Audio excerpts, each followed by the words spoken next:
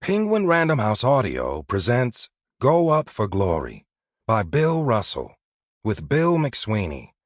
Read for you by J.D. Jackson.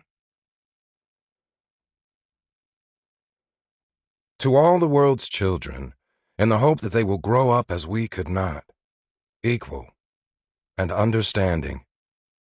William Felton Russell, William Francis McSweeney. Not what we give, but what we share, for the gift without the giver is bare. James Russell Lowell. Bill Russell's foreword to the 2020 edition. When I joined the Boston Celtics in December of 1956, there were only 15 black players in the league.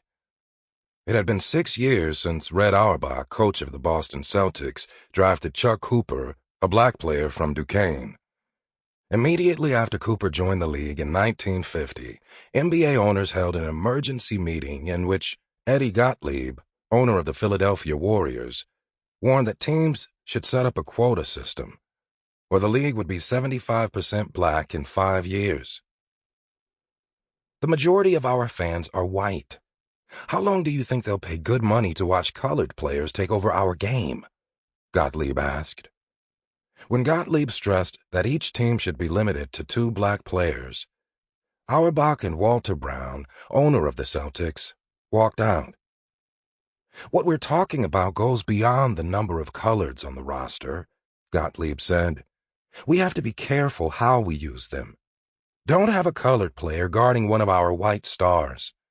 Try to have coloreds guard each other. It will keep our white fans from getting upset, Gottlieb added. When I joined the Celtics, Boston was a 2-sport city. Baseball in the summer, hockey in the winter. The Boston Patriots, later the New England Patriots, were not founded until 1959.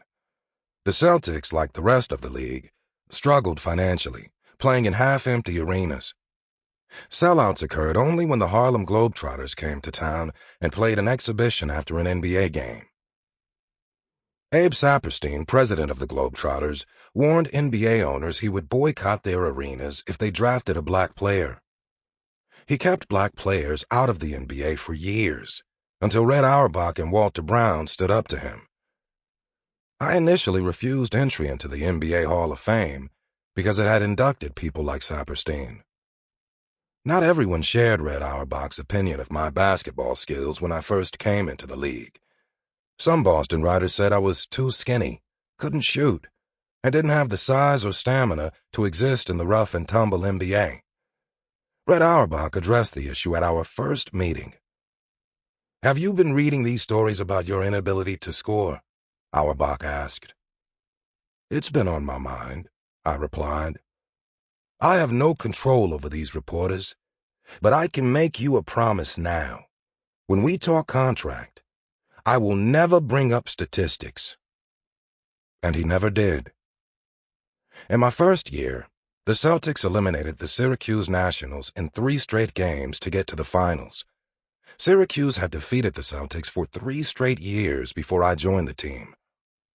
The final game of the championship series against St. Louis has been called one of the greatest of all time. We won in double overtime, 125 to 123, and the Celtics had their first championship. In 1958, we faced the St. Louis Hawks again, but had to play the final 3 games without me. I had severely injured my left ankle while blocking a shot. We lost the series in 6 games. Over the next 11 years, we compiled a record that will probably never be broken in professional sports. In 13 years, we won 11 championships, 2 while I was player coach.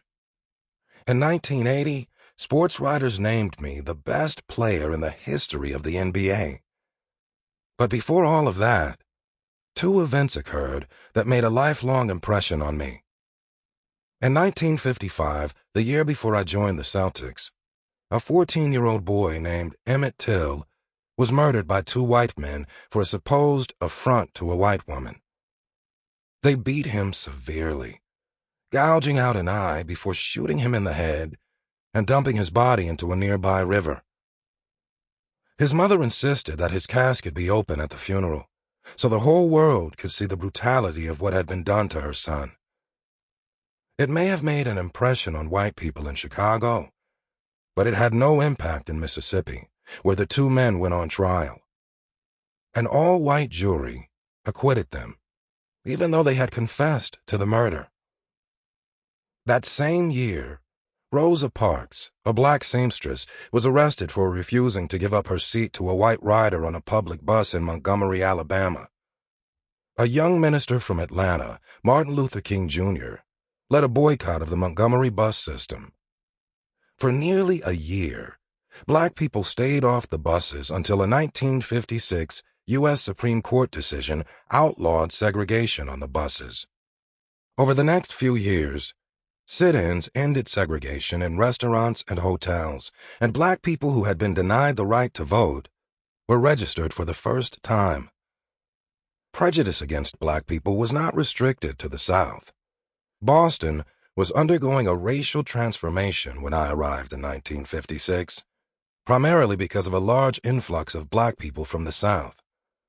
The black community suffered from inferior schools, overcrowded homes, and limited economic opportunities. The Boston School Committee had deliberately segregated the city's schools, creating one system for black people and another for whites, separate, unequal, and unconstitutional. To achieve racial balance, black and white students were ordered to take buses to schools outside of their neighborhoods.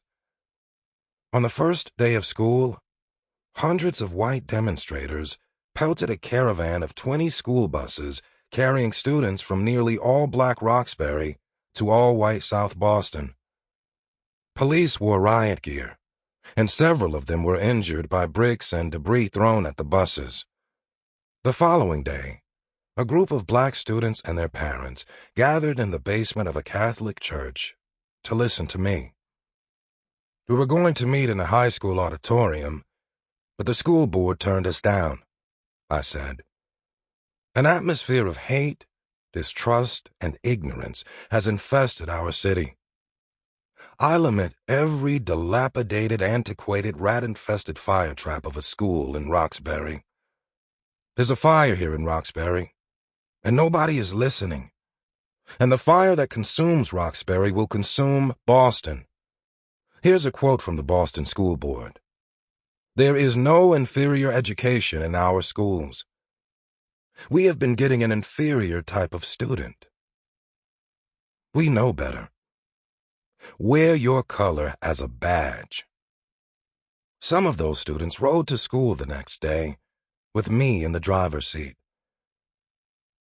Shortly before he was shot down in the driveway of his home in Jackson, Mississippi, on June 12, 1963, Medgar Evers said, "The Negro has been here in America since 1619, a total of 344 years. He is not going anywhere else. This country is his home. He wants to do his part to help make his city, state, and nation a better place for everyone, regardless of color and race." Despite knowing that his civil rights work could get him killed, Medgar Evers had the courage to keep fighting so that others might live in freedom. His words and actions had a profound impact on my thinking. I teamed up with Jim Brown to support Muhammad Ali and his decision not to take part in the Vietnam War. When I was asked if I had any objections to what John Carlos and Tommy Smith did when they raised their fists in protest at the 1968 Olympics, I said, just one. I didn't think of it first. Before the famous March on Washington, I met with the Reverend Dr. Martin Luther King Jr. in Atlanta.